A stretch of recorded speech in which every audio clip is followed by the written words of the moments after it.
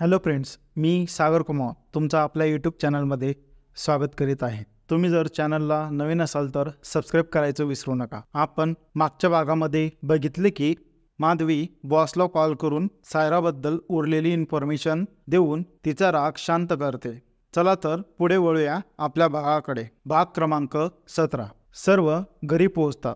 आज जास्त थकवा जाणवल्यामुळे सर्व लगेच झोपी जातात. दुसऱ्या दिवशी सकाळी अर्जुन आणि शशिकांत हॉलमध्ये सोफ्यावर बसून टी व्ही चालू करतात.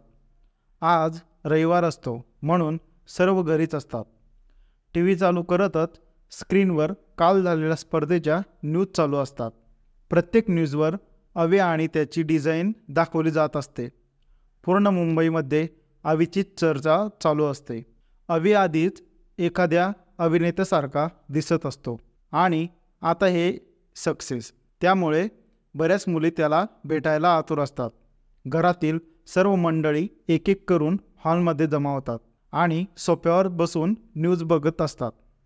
अवी पण थोड्या वेळात आंघोळ न करता तसाच नाईट ड्रेसवर बाहेर येऊन बसतो. झोपेमुळे डोळे थोडे बारीक आणि केस विस्कटलेले असतात आणि टी शर्टमधून बॉडी अजून फिट दिसत असते, त्यामुळे तो अजूनच उठून दिसत असतो. सर्व न्यूज पाहत असतात. तोपर्यंत दरवाजावर बेल वाजते.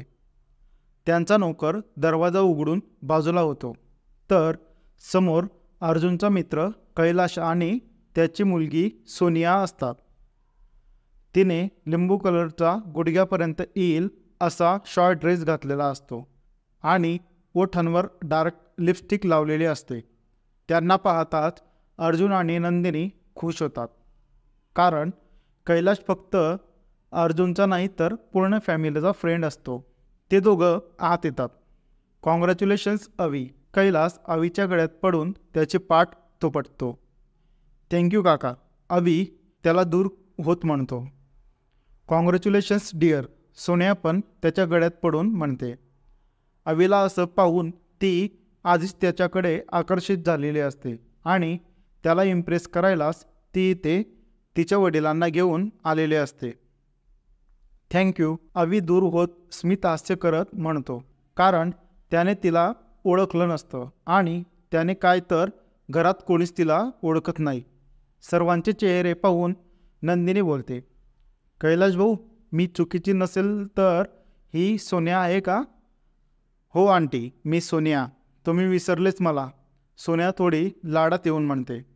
अगं, लहान होती तेव्हा अवीसोबत खेळायला यायची, आता तर खूप मोठी झाली तू, नंदिनी म्हणते.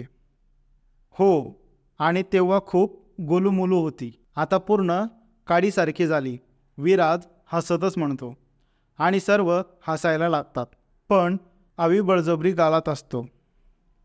सोन्याला लहानपणापासूनच विराज आवडायचा नाही, कारण अवीने नेहमी सर्वात जास्त महत्त्व विराजला दिलेलं असतं आणि तो आता पण मध्ये बोलल्यामुळे तिला त्याचा राग आलेला असतो. पण अवीमुळे ती शांत बसते. अवी, तू पण नाही ओळखलं मला, सोन्या त्याच्याजवळ येत म्हणते. नाही, अवी विषय संपवा म्हणून एकच शब्द बोलतो. सर्व सोफ्यावर बसतात. नंदिनी आणि निशा चहा कॉफीसाठी किचनकडे जातात. बाकी सर्व बोलत असतात तर अवी आणि विराज दुसऱ्या बाजूला जाऊन बसतात आणि सोनिया पण त्यांच्यात येऊन बसते. अवी डिझाईन खूप छान होती. सोनिया अवीसोबत बोलायचे बहाणे शोधत असते. हो ना, म्हणून तर जिंकला तो, विराज परत मध्ये बोलतो. ए, तू वकील आहे का त्याचा? काय मध्ये मध्ये बोलत असतो, सोनिया आता चिडून म्हणते. मी त्याचा वकीलच नाही तर जज पण आहे, विराज परत हसत म्हणतो. आता सोनिया जास्तच चिडते, कारण अवीसोबत तिला बोलायलाच भेटत नसतं. अवी विराजला बोलून त्याच्या रूमच्या दिशेने निघून जातो. इकडे नंदिनी आणि निशा सर्वांना चहा कॉफी घेऊन येतात आणि सर्व बोलत बसतात. तितक्यात अवी पण फ्रेश होऊन खाली येतो. त्याने व्हाईट फॉर्मल शर्ट घालून त्याच्या स्लीववर फोल्ड केलेल्या असतात, त्यामुळे त्याचे मजबूत हात लगेच उमटत असतात. शर्ट फिट असल्यामुळे त्याची बॉडी त्यातून परफेक्ट दिसत असते. सोनिया त्याला पाहतच राहून जाते. तो सर्वांमध्ये सोफ्यावर येऊन बसतो. अवी, आमचा प्लॅन झालाय की दुपारचं जेवण हॉटेलमध्ये करू, तुझ्या सक्सेसची छोटीशी पार्टी म्हणून. सोन्या आणि कैलाश भाऊ पण इतक्या दिवसातून आले आहेत, तर जाऊन येऊ, अर्जुन म्हणतो. अवी पण तयार होतो आणि सर्व फ्रेश होऊन हॉटेलमध्ये जायला गाडीत बसतात.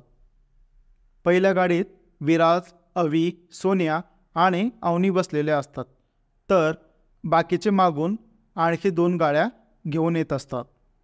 गाडी विराज चालवत असतो, त्यामुळे त्याला चांगलंच माहीत असतं की अवीला कोणत्या हॉटेलला जायला आवडेल.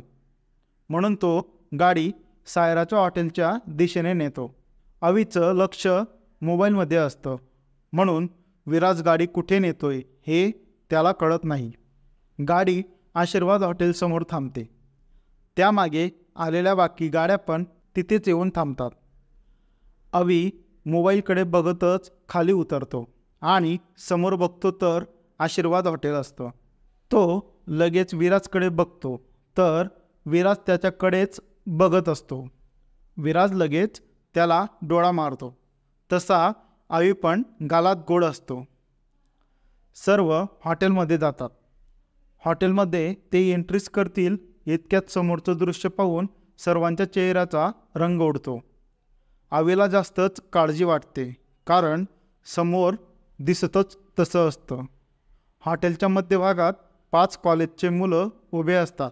त्यांचं राहणीमान पाहता ते गुंड्या टाईप दिसत असतात. त्यांच्यातला मेन मुलगा थोडा पुढे मध्यभागी उभा असतो आणि त्यांच्यासमोर सायरा हाताची घडी घालून फुल ॲटिट्यूडमध्ये उभी राहून रागाने त्यांच्याकडे पाहत असते. आता शेवटचं सांगते, त्यांना सॉरी म्हणा. सायरा तिच्या दमदार आवाजात त्यात मुलांना धमकी देते. तिच्या शेजारी 2 मुली उभ्या असतात. ती त्यांच्याकडे एक नजर टाकते आणि परत त्या मुलांकडे बघते. तिथे दिसणाऱ्या दृश्यावरून अंदाज येत असतो की त्या मुलांनी त्या मुलींचं काहीतरी नाव घेतलं आहे. अवीला सगळी परिस्थिती कळते. तो हॉटेलमध्ये एक नजर फिरवतो, तर मॅनेजर बाकी कस्टमरला हँडल करत असतो. विकास आणि पारस तिथे दिसत नसतात, म्हणजे ते नक्की बाहेर गेले आहेत. सायरा आता एकटी आहे हा विचार करतच तो आत जातो, तर विराज सर्वांना दरवाजाजवळच थांबायला लावतो. नाही म्हणायचं सॉरी, तुझ्याकडून जे होईल ते करून घे, मेन मुलगा म्हणतो आणि मागच्या मुलाला टाळी देतो. तसे ते सर्व जोरजोरात हसायला लागतात. सायराचं आता जास्तच डोकं फिरतं. इतक्यात अवी तिच्या शेजारी एका बाजूला येऊन खिशात हात घालून उभा राहतो.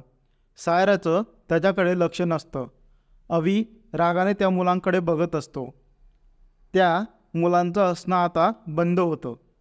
अवीचे दिसणारे मजबूत हात कधी त्यांच्यावर उठून जातील याची कल्पना त्या मुलांना आलेली असते.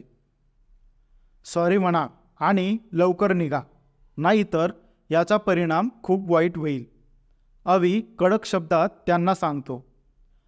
अवीचा आवाज ऐकून सायरा बाजूला पाहते, तर अवी त्या मुलांकडे रागात पाहत खिशात हात घालून उभा असतो. तिलाही आता थोडं बरं वाटतं. ते मुलंही आता जास्त वेळ न थांबता त्या मुलींना सॉरी म्हणतात आणि तिथून निघतात. त्यातला मेन मुलगा अवीला क्रॉस होतो, तसा अवी त्याचा हात पकडतो आणि थोडा हात मुरगडतो. तो मुलगा अवीच्या हातातून जोरात हात ओढतो आणि बाहेर पडतो. त्या मुली तिथून निघतात. अवी आणि सायरा एकमेकांकडे बघून स्मित हास्य करतात. इतक्यात सर्व फॅमिली सायरा आणि अवीजवळ येते. सर्व तिला भेटतात. ती मागे उभ्या असलेल्या अवीकडे बघत असते. तिला थँक्यू म्हणायचं असतं, पण बोलायला चान्स नाही भेटत. सायरा सर्वांना एका टेबलवर बसवते आणि एका वेटरला बोलवून सर्वांचे ऑर्डर्स घ्यायला लावते. पल्लवीने फोर्स केल्यामुळे ती पण त्यांच्याच जवळ बसायचं ठरवते. अवी शेजारी एका बाजूने विराज तर एका बाजूने सोनिया बसलेली असते. त्यामुळे तिला अवीच्या समोरच्या खुर्चीवर बसावं लागतं. अवी तिची आणि सोनियाची ओळख घालून देतो. अवीने थोड्या वेळाआधी केलेली सायराची मदत सोनियाला आवडत नाही, त्यामुळे ती सायराला इग्नोर करते. तर सायराला असंही कोणासोबत बोलायला आवडत नाही, म्हणून सायरा तिच्याकडे बघत पण नाही. जेवणाची ऑर्डर यायला वेळ असतो, म्हणून सर्व एकमेकांसोबत गप्पा मारत असतात. सायरा, राजीव आणि सियाचं लग्न कधी ठरवायचं काही विचार केलाय का? अवीची आजी दुरूनच सायराला विचारते. सायरा लांब असल्याने दोघींचं बोलणं सर्व ऐकत असतात. आजी, त्यांची एक्झाम झाल्यावर करू लग्न.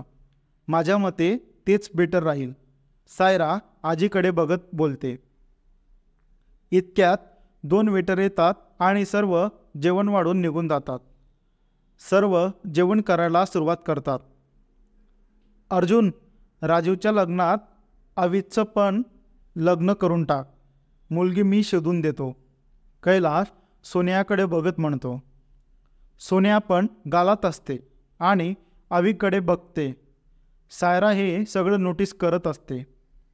अवी हो म्हणला तर करून टाकू, अवीला तर कोणतीही मुलगी हो म्हणेल, अर्जुन हसतच म्हणतो. हे शब्द ऐकताच अवी समोर बसलेल्या सायराकडे बघतो, तर सायराची आणि त्याची नजर एक होते. दोघांना थोडं ऑड वाटतं, तर ते नजर खाली करून जेवणाला सुरुवात करतात. खरंच अवी तुला कोणतीही मुलगी हो म्हणेल, तू फक्त एकदा लग्नासाठी तयार हो, सोनिया थोडी लाडवत तिचे केस कानाच्या मागे घेत म्हणते. सर्वच हो नाही म्हणणार, अवी सायराकडे एक नजर टाकत हळू आवाजात म्हणतो. सायराला ते ऐकू येतं, पण ती अवीकडे बघत नाही. तिला अंदाज आलेला असतो की अवी तिच्याकडेच बघत असेल. सायरा, मी काय म्हणतोय, आपण लग्न पुढच्या हप्त्यात करून टाकू. मी तसं तुझ्या आईसोबत पण बोलतो, अर्जुन जेवण करत म्हणतो. इतक्या लवकर का? सायरा एक घास तोंडात टाकत म्हणते. कारण लग्न झालं की अवी परत जातोय परदेशात, अर्जुन म्हणतो. हे ऐकतात सायराला ठसका लागतो. ती लगेच पाण्याचा ग्लास तोंडाला लावत म्हणते. तर तिथे बसलेले बाकीचे पण अर्जुनकडे बघून शॉक होतात. अवीला पण हे आताच कळतं. पण डॅड, मी तर इकडे कायमसाठीच आलो होतो, अवी सायराकडे बघतच विचारतो. अवी, माझं आज सकाळी तुझ्या मॅनेजरसोबत बोलणं झालं, तर तुझी तिकडे जास्त गरज आहे. लग्न झालं की तू लगेच जा, अर्जुन म्हणतो. अवी ओके म्हणून पुन्हा जेवायला लागतो. सायराला मनात वाईट वाटत असतं, पण का वाटतंय हे तिचं तिलाच कळत नाही. तर अवीला जास्तच वाईट वाटत असतं. तिकडे पण बरेच महत्त्वाचे काम असतात, म्हणून तो पण तयार होतो. सर्व जेवण करतात. अवी आणि सायराची यावेळेस बऱ्याच वेळेस नजर एक होते, पण दोघं शांत बसून जेवण करतात. जेवण झाल्यावर सर्व हॉटेलच्या बाहेर निघतात. गेटच्या बाहेर गेल्यावर अवी मात्र एकदा मागे मान वळून बघतो, तर सायरा तिथेच उभी राहून त्याच्याकडे बघत असते. त्याच्या असं वळून पाहण्याने तिला वेगळंच फील होतं. ती तिची नजर बाजूला करून तिच्या कॅबिनमध्ये जाते. इकडे अवी पण गाडीत बसून घरी निघतो. मित्रांनो, माझ्याकडून एक चूक झाली की नंदिनी आणि पल्लवी हे पात्र एकच आहे, जी अविराजची आई आहे. तर नंदिनी म्हणजे पल्लवी आहे इतकं लक्षात असू द्या. कथा कशी वाटत आहे हे नक्की कमेंट्स करून सांगा.